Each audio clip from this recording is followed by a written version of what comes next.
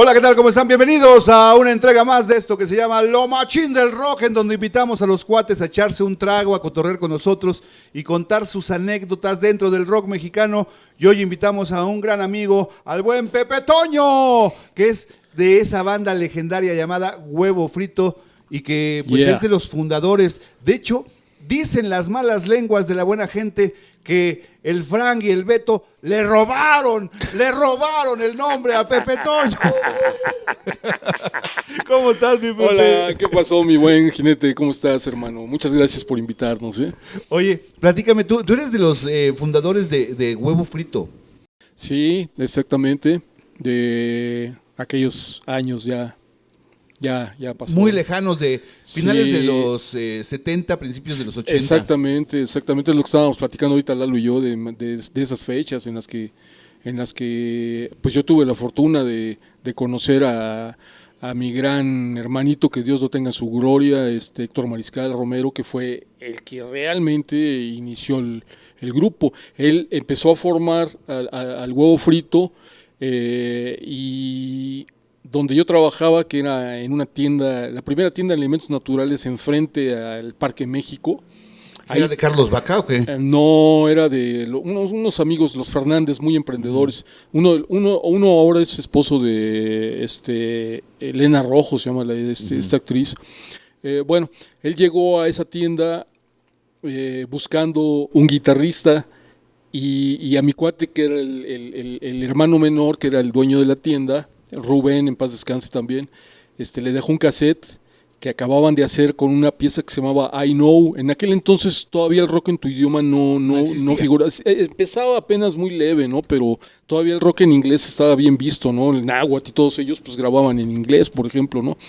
Héctor Mariscal vivió en Inglaterra y se trajo un inglés pues, de primer nivel. No guachaguachando. Entonces, aparte de su talento extraordinario para componer, tenía una voz muy bonita, muy parecida a la de John Lennon, y su habilidad en la guitarra, pues era un superdotado de esta cuestión. Hermano de Diana Mariscal, que había cantado en la década de los 60. Así es, Diana Mariscal, actriz, así es, y su mamá era una gran pintora de onda surrealista, o Remedios Varo, o Leonora Carrington, ese tipo de estilo es el que tenía la señora, y era una gran dama, y su papá era piloto aviador, ¿no? Entonces, pues, muchos artistas, directores de cine, etcétera, pasaron por ahí, ¿no? Antes. Para la gente que no sabe, mi querido Pepe Toño, tu nombre completo y de dónde eres originario.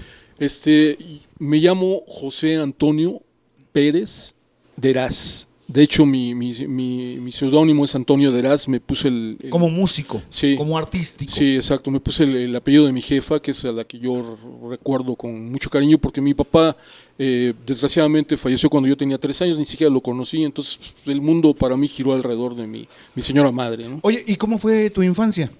Mi infancia fue hermosísima. En ese entonces el dinero sí valía, ¿no? Como ahora, y mi madre pues era una mujer de las primeras feministas, en el buen sentido. O sea, ella no iba y rompía cosas, no, ella trabajaba como un hombre y sacó adelante a sus hijos, a mi hermana y a mí, y nos dio todo, y tuvimos una infancia padrísima. Man. ¿En dónde vivías en aquel tiempo? Vivíamos por la villa, en una colonia que se llama la Guadalupe Tepeyac, a un lado de lo que era la Ford, así muy bonita, muy pequeña pero muy bonita.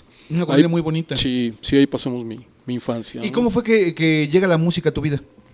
Bueno, mi madre, no obstante, no tocaba ningún instrumento, era una gran melómana. Ella tenía acceso, yo no sé cómo, pero tenía acceso a la mejor música de tipo clásico.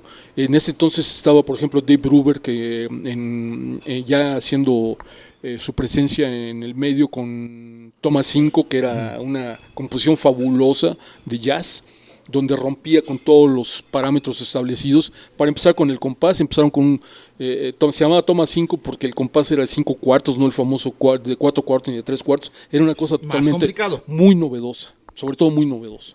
Entonces, mamá llevaba de repente discos de los Beatles, de los grandes jazzistas.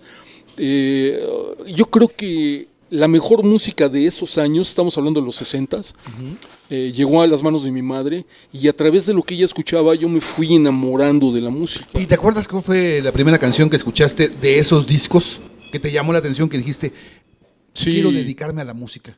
Bueno, la primera canción, la primera pieza que me impresionó mucho, aparte de Toma 5, no sé por qué esa pieza de Toma 5 a mí me sigue transportando a otro mundo, pero fue You Say You Remember Things We Said to, de los Beatles, Las cosas que dijimos, creo que se llama.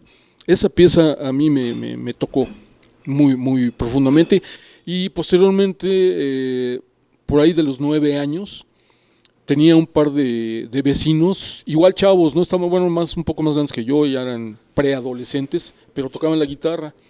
En una ocasión venía yo de la tienda con mi madre, salud. Salud, mi querido Pepe. Salud. Venía de Tómele, sí, tómele, mi sí, Pepe. chúpale, No me fiche. Chúpale, pichón. No me fiche. Salud, Lalo. Y luego, Veníamos por la esquina de la casa y estos dos amigos estaban tocando al unísono una pieza de que estaba de super moda, que era de los Creedence Clearwater Revival, que se llamaba Orgullosa María. Bueno, yo cuando los vi, venía de la mano de mi jefa, y cuando los vi y los escuché, no sé, algo pasó conmigo, que en ese momento yo decidí, y volteé y le dije a mi jefa, mamá, yo quiero hacer eso en la vida. yo quiero ser músico. No sabía qué, pero le dije, yo quiero hacer eso que hacen ellos. Estábamos a 2 meses más o menos de la Navidad, y me dijo, pues pídele una guitarra a los Reyes, y esa misma Navidad llegaron los Reyes con una guitarrita chiquitita, pero bien hecha. ¿De madera? De madera, un requintito, ¿no? Y ahí empecé a hacer mis pininos. Ahora, yo ya traía esa onda porque agarraba un palito, le ponía 2 clavos y una liga y me ponía a escuchar, cuando me la pegaba al oído y me ponía a escuchar a ver qué hacía. Entonces ¿Cómo sonaba? Yo ya traía esa onda, pero no sabía bien qué estaba pasando hasta que vi a esos muchachos tocando en la calle. Y ahí fue donde yo supe que eso es lo que yo quería hacer en la vida. ¿Y tu primera banda de rock and roll o tu primera banda musical cuál fue? Híjole, bueno, estaban sonando los Doors muy fuerte, con Interpuesto en la televisión, y los Animals con Monterrey. Uy, rolota. Esas 2 piezas sonaban mucho en la televisión, los primeros videos padrinos que yo decía, puta, los veía y me moría de envidia y de admiración por esos artistazos, ¿no? Hendrix, etcétera, ¿no? ¿En qué estábamos? Se me borró el cassette ahí. En que estábamos hablando de cómo llegó la música a tu vida, Bueno, Pepe. ¿de qué grupo fue el primero? Sí. Tenía yo 2 cuates que eran mis super brothers, que eran igual de traviesos, andábamos siempre en las mismas aventuras. Y uno de ellos, junto conmigo, empezó a agarrar el bajo eléctrico cuando yo ya estaba empezando a tocar la guitarra eléctrica, como anécdota, pasé por una tienda de música que estaba por la villa y vi una guitarrita chiquita eléctrica que valía 400. ¿Te acuerdas qué marca era? 400 Sonaton, una cosa. Valía eran las de batalla, ¿no? Valía 400 pesos. Entonces yo agarré cada domingo, lo guardaba hasta que junté los 400. Me tardé como 1 año, pero la fuerza de voluntad y las ganas de tener una guitarra eléctrica fueron mayores. Hasta que llegué a la tienda y le dije, iba cada 8 días y iba a dejar mi domingo. No la vaya a vender, le decía yo al dueño, ¿no? Y me respetó. ¿Cuántos años tenías? ¿15, 16? No, menos. 14. Por ahí andaba. Era un preadolescente. Entonces, hasta que se me hizo. Entonces ya tenía yo la lira, pero no tenía amplificador. Entonces a mi cuate que vivía en la esquina, su papá también lo alucinó, pero este cuate sí tenía dinero. Entonces su papá le compró su primera guitarra eléctrica ¿Con todo también, y amplificador? y el amplificador, ¿no? Y entonces nos conectábamos los dos en el mismo amplificador y nos íbamos a la azotea porque acabábamos de ver la película de Let It Be que acaba de pasar en México. Por cierto, nos pusieron una tranquiza a los jefes porque no alcanzamos a la primera función y nos quedamos a la última y salimos tardísimo, escuincles, y cuando llegamos nos dieron una madrina de aquellas. No, y es que llegar tarde a la casa en aquella época sí era de que te dieran sí. con la chancla. Aunque te voy a decir que no había lo que ahora, o sea, un niño podía andar en la calle sin bronca y no había problema, no te secuestraban, no pasaba nada, ¿no? Pero pues sí, los jefes decían que óvole, güey, ¿no? Y nos pusieron una, pero a mí me valió porque yo acababa de ver a los Beatles y para mí era lo máximo, ¿no? Oye, y luego llega la década de los 80, que es una época muy bonita para los que alcanzamos a vivirla. Sí.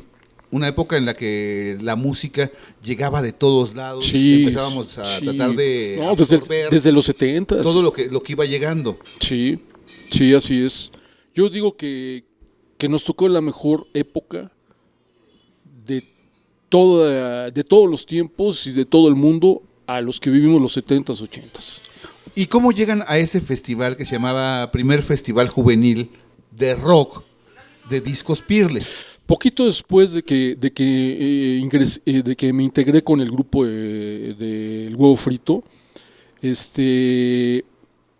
por alguna relación que no recuerdo, tenía que ver con Ben Ibarra y esta gente que estuvo en ese certamen, fuimos invitados y compusimos algunas piezas de las cuales, pues creo que la que yo compuse fue la que salió seleccionada porque creo que estaba yo más chavo y mi manera de componer era muy fresa, ¿no? Entonces yo creo que esa frescura... Era como comercial, para vender. Sí, tenía las características de lo que era la música comercial, ¿no? 3 minutos, una letra fácil, una letra alegre, nada del otro mundo. O sea, nosotros... ¿Cómo se llamaba la canción? Se llamaba Motivos de Atraso. Ah, que es una rolota. Motivos de Atraso. Y que esa viene en el disco de las 15 triunfadoras del primer festival de Discos Pirles. Sí, exactamente. Exactamente, fue una de las triunfadoras, pues gracias a Dios, ¿no? Entonces de ahí ya comenzamos a medio darnos a conocer, ¿no? ¿Hubo eliminatorias en ese festival? Sí, fuimos 5,000 grupos los que entramos y terminamos, pues creo que son 10 o no. Son 15 los que salieron. Bueno, ¿no? de 5,000 quedamos 15. Y Paco Ayala, papá, o sea, obviamente todo el mundo conoce a Paco Ayala por Molotov, pero Paco Ayala, papá, era parte fundamental de lo que era Discos Pirles en aquel momento. Sí, pues había gente muy importante, Paco Ayala y otro que ahora sigue siendo productor, no me acuerdo su nombre, el Ben Ibarra, gente que estaba muy metida en el medio, ¿no? Gente que era clave para cualquier grupo, ¿no? Y de hecho, en aquel festival, bueno, surgieron bandas interesantes. Bueno, estaba una banda que se llamaba Frac, que era de donde estaba Leoncio Lara, que después hizo Bonnie, Los Enemigos del Silencio, y también estaba Saúl Hernández. Sí, así es, de los Caifanes. Y por ahí andaban rascándole también los Tacubos, ¿no? Empezaban y... De hecho, cuando nosotros tocábamos, muchos de ellos se acercaban, por ejemplo, Iconoclasta, ¿no? Se acercaban. Era una bandota, Iconoclasta le dio la vuelta al mundo. De música progresiva. Sí, Iconoclasta le dio la vuelta al mundo. Y ellos, el Fito, nos decía... ¿Nos dan chance de palomear? Sí, pásale, chavos. O sea, nosotros éramos algo llegó el impresionante. momento en que Huevo Frito era una banda que muchos iban a ver. Sí, les llamaba la atención por su calidad musical. Sí, era una banda de culto. O sea, no estábamos dentro de los medios por cuestiones de que no encajábamos muy bien. ¿Por qué no encajaban, Pepe? Porque éramos muy reventados, hijo, la neta. O sea, caíste en los excesos, o todos cayeron en los excesos. Bueno, yo cuando llegué, junto con el Vives, que era en paz descanse, el bajista, pues nosotros vivíamos té. Mientras los demás se echaban una cerveza, se daban un joint o X, Y, o sea, nosotros tecito. Y de ahí para arriba, hasta que terminamos todos a ver quién se sostiene, ¿no? A ver quién aguanta. Y eso era en los ensayos, y eso era, o sea, no había diferencia. O sea, era una banda muy reventada, una banda que vivía el rock and roll. Una banda real. En exceso. Real, porque estaba por igual el sexo, las drogas y el rock and roll a todo lo que daban. Sexo entre ustedes no, ¿verdad? No, claro que no. Nosotros no distinguíamos. No distinguían hombre, mujer o cosa. Para nosotros la fiesta era primordial. Interminable. O sea, para nosotros cada día era una oportunidad de tener una fiesta. Así de fácil. Entonces, dentro de esa fiesta, pues también había la vena que teníamos, por lo menos su servidor, pues o sea, yo estaba enamorado, primero que nada, de la música. O sea, a lo mejor a mis compañeros, o algunos, no tanto a mis compañeros, pero llegaba mucha banda de todos lados, y banda importante a veces, ¿no? De los de Hip 70, etcétera, etcétera. Es que conocíamos a mucha gente, y mucha gente nos conocía porque teníamos mucha calidad, ¿no? En esos años. Entonces, el lugar donde ensayábamos, que era en Colima y en la Roma, pues era famoso, ya llegaba everybody, ¿no? Entonces, para muchos, el rock and roll era pretexto para la fiesta. Para mí, Era tu vida. el rock and roll era mi vida, y luego la fiesta. Pero pues tampoco le hacía el feo, ¿no? Bueno, vamos a servirnos porque hace falta echarnos un traguito y pasar a echar una firma, pero ahorita regresamos para seguir platicando acerca de ese festival, de lo que ha hecho por aparte, porque también grabó cosas independientes de manera solista el buen Pepe, y ahorita vamos a platicar de todo eso, pero ahorita regresamos en Lo Machín del Rock. Y ya estamos de regreso en Lo Machín del Rock platicando con Pepe Toño Deraz. ¿Lo dije bien? Sí, perfectamente bien. Pepe Toño Deraz, Sí. que es un excelente músico y que tiene una historia maravillosa y que pues nos está contando de todo lo que fue el huevo frito de aquel festival de 1983 de discos Peerless, pero también tienes una carrera como solista en donde te aventuraste a hacer un disco a tu salida de Huevo Frito. ¿Por qué fue esa salida de Huevo Frito? Como te mencionaba anteriormente, creo que nuestros intereses artísticos, no cuestión monetaria, no nada que ver. Nuestros intereses artísticos de repente ya fueron diferentes. Yo trabajé durante 8 largos años con ellos. Y durante ese tiempo, pues conocí mucha gente y conocí muchas nuevas propuestas. Siempre seguí estudiando. Y esa amalgama de elementos me llevaron a querer incursionar en algo nuevo. Querías evolucionar. Sí, claro.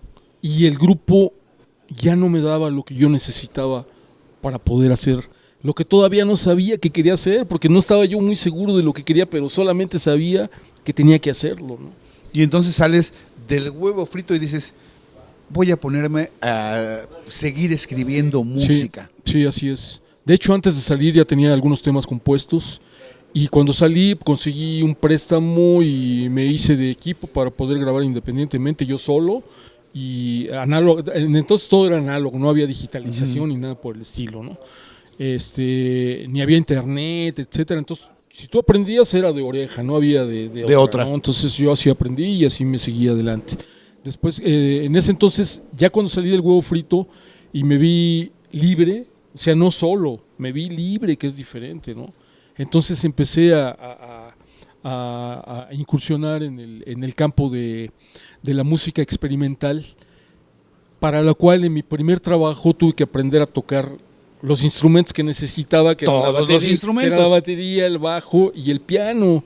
Entonces, como no conseguía y no tenía dinero para pagar músicos, entonces yo hice mi primera grabación yo solo, que se llamó Ixtlán, y la llevé a una marca que ya no existe, que se llama Discos Pérez. Ahí en Tepito. Discos Pérez se vio muy interesada porque aparte yo tenía el aval de Pluma, de José Luis Pluma, que era uno de los comunicólogos más importantes del rock en ese entonces, y le gustó mi trabajo, le interesó y me dio los ánimos para seguir adelante, ¿no? Y que para la gente que no conoce ese cassette de Ixtlán, es un disco, un cassette de colección, un material de colección que yo conocí por Simón Zamora, que Simón Zamora tiene ese disco de ese cassette de Ixtlán, que es una joya. Órale, cabrón. ¿No? Y yo me llamaba la atención porque dije, bueno, ¿y por qué tiene esta joya Simón? Ni yo ¿no? lo tengo. Es una joya ese material, Pepe. Mira, ni yo lo tengo. Es lo que me he dado cuenta, que Ixtlán y mi siguiente trabajo, que fue Ahora y Aquí, que es este disco, ahora son de culto. ahora son para coleccionistas y valen un buen dinero. Vale una lanita. De hecho, gracias porque me acaba de regalar este Pepe que yo no tenía y está muy bueno, pero son joyas musicales que son netamente instrumentales. Sí. En este disco, que es la continuación de Ixtlán, ya hay un músico por cada instrumento, ya lo tuve que hacer yo todo. Eso sí lo compuse todo y reuní a la gente idónea, fuimos 7 músicos me parece, de los cuales ensayé esta obra completa una vez con la mitad de los músicos y otra vez con la otra mitad de los músicos. Para que pudieran sacar las rolas. Sí, y se fueron a conocer por tercera vez en el estudio para que pudiéramos sacar esta obra grabada de una sola toma en esa ocasión. ¿Y cuánto te costó esa grabación? Porque digo, pagué como 1,600 pesos que era lo más que yo podía pagar, no tenía más. Y si no hubiéramos logrado esto de la primera toma, se hubiera perdido todo. ¿Te acuerdas en cuántas horas fue? Digo, porque es complicado, ¿no? O sea, grabar en una sola toma. 1 hora y media. ¿En hora y media grabaron todo? Todo. Pero es que eran músicos extraordinarios, la verdad. Ahora que los veo digo, wow. Y la mayoría están muertos, pero en su momento eran grandes músicos. Sí, bueno, el único que creo que queda, que es de los que grabaron, es Fran Benítez. Así es, Frank Benítez, lo jalé porque pues, siempre fue mi brother. Estuve con él en Huevo Frito. Ya después que murió el bajista original, que era el Bibis, ¿entró Frank? Entró Frank. Y pues la amistad hasta la fecha sigue. Yo lo invité a ese trabajo. Bueno, a él le interesó ese trabajo cuando lo escuchó y dijo, yo quiero tocar el bajo, ¿me das chance? Claro que sí, mi hermano. Le compré una botella de tequila y nos metimos a la grabación y salió ese trabajo que es para mí. Ah, eso sí, el Frank no lee música, pero lee con tequila cualquier canción. No, Frank es un superdotado porque tiene una oreja privilegiada. Que ni Dumbo, yo creo que Dumbo la hubiera querido. Y para los que no saben, bueno, les voy a contar esto, que en el disco de Peerless, de las 15 ganadoras, o los 15 ganadores del primer festival juvenil de discos Peerless, Huevo Frito viene con Motivos de Atraso, que es en donde está precisamente Pepe Toño, y Frank no está en esa versión de Huevo Frito. Frank no grabó en Motivos de Atraso, pero él graba con otra banda que viene en ese mismo acoplado, que se llama Pacheco Blues Band. Por eso, bueno, aparte que eran amigos y se conocían de toda la vida, bueno, pero él estaba en una banda diferente, pero hicieron cosas muy interesantes después, ¿no? Sí, Frank es al revés que yo. Frank tenía sus conceptos anteriormente, su trío con el que grabó el Pacheco Blues Band, y después entró a la banda del Huevo Frito, ¿no? Fue al revés, pero pues fue muy padre porque aparte que es una persona con una enorme calidad humana, al cual le mando un saludo, lo quiero mucho, le mando un abrazo. Pues se integró a esto que estaba yo pues incursionando, hasta cierto punto experimentando sin saber a dónde podría llegar, pero pues gracias a Dios se logró, ¿no? Y para la gente que quiera conocer este material es Toño Deraz, Antonio Deraz, Ahora y Aquí, que es este material, y el primero se llama Ixtlán. Es el primer material de Toño Deraz para que lo conozcan, son discos de culto.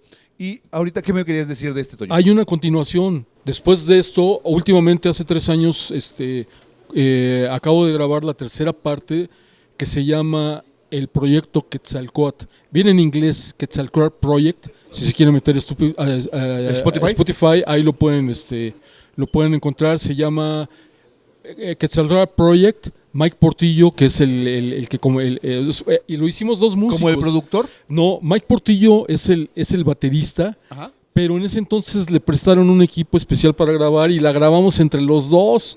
Yo me encargué de toda la armonía, las guitarras, grabé el bajo, una vez más fue multiinstrumento. Compuse toda la cuestión armónica y melódica y él compuso toda la cuestión rítmica. Y surgió la segunda parte de La Hora y Aquí, que se llama Quetzalcóatl Project. No se lo pierdan. Para que lo busquen. Y también me encontré esta joya, que es un disco que se llama Master Guitar, o Guitar Master, más bien. Guitar Masters. Que en donde viene también Tony Deraz, así te ponen Así, aquí. exactamente, Tony Deraz, aquí te exactamente. ponen Tony Deraz. Que es como actualmente me conocen, ¿no? Que son un disco de grandes guitarristas, que de hecho son guitarristas mexicanos, que en algún momento me pasaron este material y yo decía, bueno, ¿quiénes serán estos guitarristas? Porque son gente muy talentosa que muchas veces no son conocidos en México, ¿no? En su tierra. Así es, así es. Y tiene una anécdota, porque cada uno de los guitarristas que salimos aquí son dos volúmenes. Entramos con una pieza. Yo ya tenía grabada la primera, que viene en esto, que es el Éxtasis, y lo único que hice fue incluirla. Entonces les pareció maravilloso, pero la cuestión es que para que yo pudiera entrar a esta grabación, tenía 2 días para presentar una nueva grabación. Algo nuevo. Algo nuevo, y tenía solamente 2 días. ¿Cómo compones, cómo grabas y cómo presentas en 2? Yo no sé cómo lo hice, gracias a que tenía un vecino súper inteligente y súper clavado en la cuestión de... ¿Digital? Sí, en la cuestión digital, que empezaba en esos años. Aparte también era músico, y él me echó la mano para poder presentar este trabajo que se llama La Ultranota. Bueno, los comentarios de las revistas especializadas en ese entonces me ponían a mí en primer lugar en este disco por esta pieza que presenté con 2 días de chance para poderla. Eso fue un milagro. Yo no sé, eso no se va a volver a presentar nunca en mi vida. Fue algo increíble, ¿no? Oye, Pepe, a veces es difícil, siendo un músico tan talentoso, ¿no? Que de repente Muchas gracias. mucha gente no conozca lo que es tu trayectoria. Digo, tú haces jazz, haces rock and roll, haces quizás un poco de blues, sí. o sea, y que mucha gente no conozca la trayectoria que tienes. A veces es triste, Pepe. Pues es... Dígame salud. Salud. Primeramente, dígame salud. Mira, es parte de esta carrera, ¿no? O sea, nosotros conocemos a los super artistas y a los super ídolos, pero no sabemos lo que hay atrás. Bueno, a mí me tocó estar atrás, y muchas veces atrás, como por ejemplo los Beatles, cuando estaban hasta arriba no sabían quién era Brian Epstein, por ejemplo, claro, ¿no? Que era el que realmente... Era la mente. Así es. La mente creativa. Entonces no es nada nuevo, o sea, a lo mejor a mí me tocó estar atrás, pero por fortuna ahí estoy, ¿no? Ahí estuve y ahí estoy, y ahí espero seguir estando hasta que Dios me llame a cuentas, ¿no? Oye, y también, bueno, has colaborado ya actualmente con la nueva versión de Huevo Frito. Así es. Es la banda que está manejando hoy Frank Benítez y su hijo Beto, que son estos discos, que uno se llama Rock Duro y Machín. Y es el último. Que es y el anterior. Más reciente. Sí. Y el otro. ¿En cuáles participas aquí, Pepe?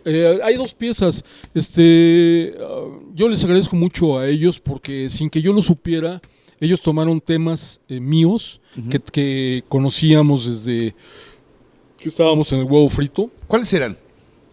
Unos motivos, precisamente motivos detrás. Otra que se llama Apariencias, que está saliendo mucho en YouTube y en Spotify. Muy buena. El Sabio con Poder. El Sabio con Poder. Que es una rolota, el Sabio con Poder. Viene en este disco, pero viene como es instrumental, pero ellos le pusieron letra. Frank le puso la letra. Y entonces surgió una nueva rola, porque es una cosa totalmente nueva dentro del estilo del Huevo Frito nuevo. Y cuando me dijeron, dije, pues qué buena onda, y vámonos ahora es que vámonos Ricky, ¿no? Vamos a ver qué hacemos. Adelante, y así surgieron estas nuevas propuestas. Después el Betito me dijo, oye, quiero que participes, quiero que grabes, aunque sea unas partes, unos leaks. Y bueno, pues le dije con todo gusto y me siento muy honrado y adelante con esto, ¿no? Y entonces, en algún momento se dará que te integres de nueva cuenta al Huevo Frito. En eso andamos. Es un poco complejo porque ya nuestras trayectorias, nuestros compromisos. Yo actualmente tengo mi banda de jazz. ¿Cómo se llama la banda? Se llama Los Ositos. Los Ositos Jazz. Sí. Los Ositos Jazz. Los Ositos nada más. No, Los Ositos Music. Si los quieren ver en Instagram y en YouTube. No, en YouTube no. Sí, también en YouTube. Pero en Facebook. En Facebook, en Instagram, se llama Los Ositos Music, la página que hicimos ahí. por si quieren escuchar pues, las propuestas que tengo en el jazz que no tienen nada que ver con esto. ¿Qué diferencia hay entre el rock y el jazz para la gente que no Pues la no misma sabe? diferencia que existe entre el árabe y el inglés, ¿no? O sea, son diametralmente son opuestos. dialectos, son formas de expresión que sirven para lo mismo, pero de diferente manera. El jazz, lo que me cautivó fue precisamente que tenía elementos para expresivos que no tenías en el rock. Por ejemplo, o sea, en el La jazz, armonía. Quiero entender que es más hacia adentro, más hacia lo que tú sientes, y el rock es más a lo que salga, a lo que es inspiración. Acabas de darle al clavo la cuestión. Un día me preguntaban qué diferencia existe entre el jazz y el rock, si los dos tienen improvisación, si los dos, le digo, bueno, aparte de las cuestiones puramente académicas, que son las cuestiones armónicas, cómo se construye un acorde en el jazz, cómo se construye un acorde en el rock, etcétera, etcétera. Yo lo que le dije, y me salió del alma en ese momento, fue, mira, el rock es energía desbordada, y el jazz es la misma energía, pero controlada. Y con más conciencia, o sea, sabiendo lo que estás haciendo. Controlada. Si ahí no hay mucho aspaviento, no es, pero el que lo está tocando está sintiendo exactamente lo mismo, la misma intensidad, pero la controla. Es como la amplitud modulada y la frecuencia, modulada. O sea, una más levecita y la otra, o sea, alcanza como más potencia. Así es. Una es, como dices, una es puro corazón y la otra es más mente. Oye, ¿qué estás haciendo? ¿Estás trabajando en algo actualmente? O sea, aparte de, de los ositos, ¿piensas grabar algo de jazz o algo de rock and roll? ¿Tú solo? ¿Qué quieres hacer? Ambas cosas. Estoy componiendo para el huevo frito exclusivamente. Uh-huh. O sea, ahorita estoy por estrenar 3 piezas nuevas que pretendo que las canten gente como Rodrigo Levario, etcétera, etcétera, pero musicalizadas por el huevo frito. Independientemente de que yo esté con ellos o no esté, esas piezas están pensadas y están compuestas para ellos. Y en el ramo del rock, pues también, o sea, tengo escritas algunas piezas, pero no las tengo grabadas. Tengo que grabarlas para poderlas dar a conocer en el medio del jazz, que es otra cosa diferente. Que es muy diferente. Así es.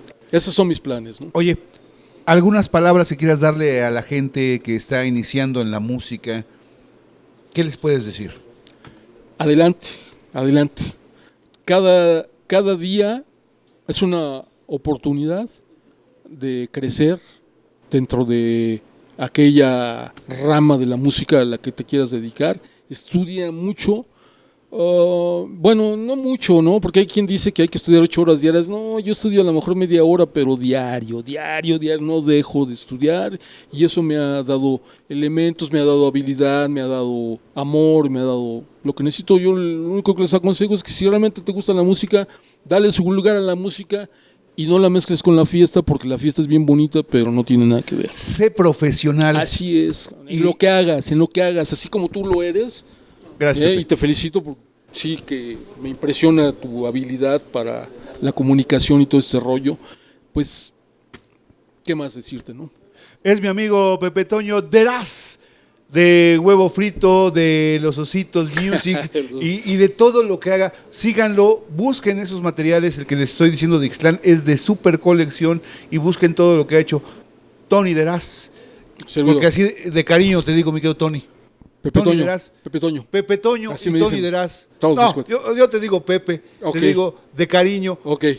Esto fue Lo Machín del Rock.